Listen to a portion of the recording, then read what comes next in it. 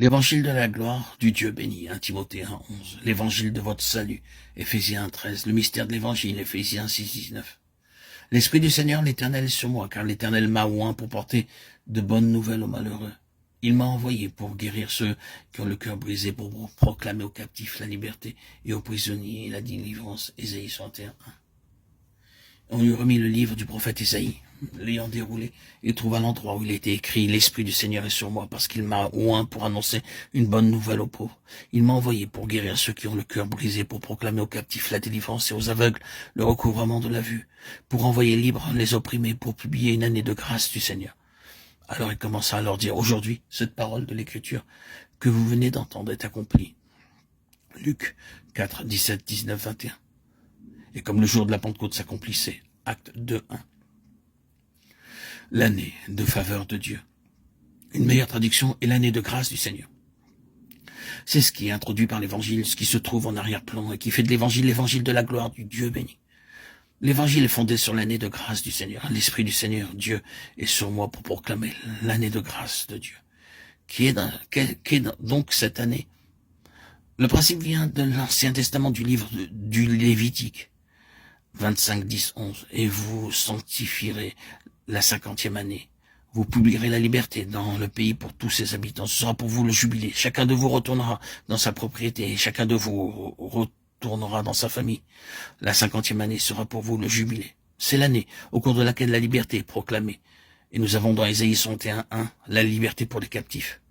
C'est l'année du jubilé. La 50e année, et la 50e année devient l'année au cours de laquelle la bonne nouvelle est annoncée pour proclamer la liberté. L'année de grâce du Seigneur. L'Esprit du Seigneur Dieu est sur moi pour proclamer cela.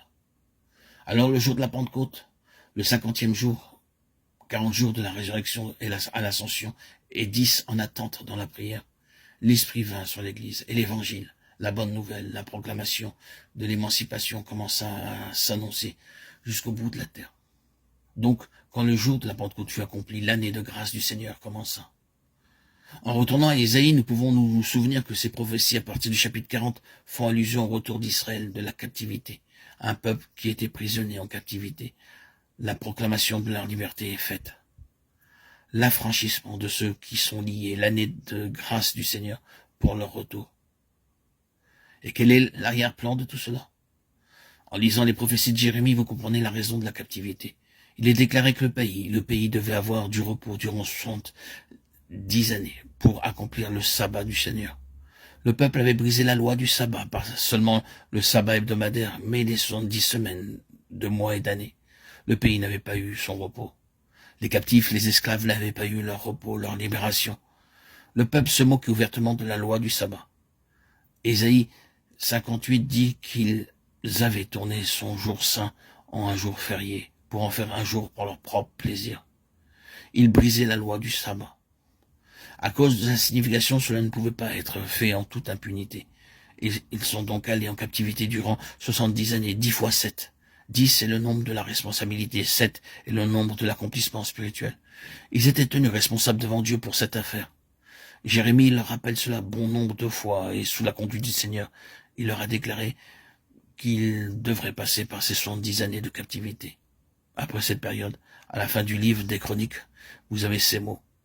La première année de Cyrus, roi de Perse, afin que s'accomplisse la parole de l'Éternel prononcée par la bouche de Jérémie. L'Éternel réveilla l'esprit de Cyrus, roi de Perse, qui fit faire de vive voix et par écrit cette publication dans tout son royaume. 2 Chroniques 36, 22. L'année de grâce du Seigneur était arrivée, et ils sont revenus de la captivité.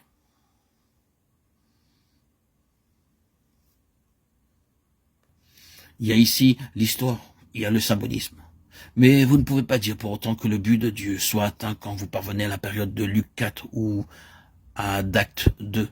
En dehors du domaine historique, cela a servi à son dessein comme étant l'illustration de la jalousie de Dieu pour ses témoignages, ses ordonnances et ses sabbats.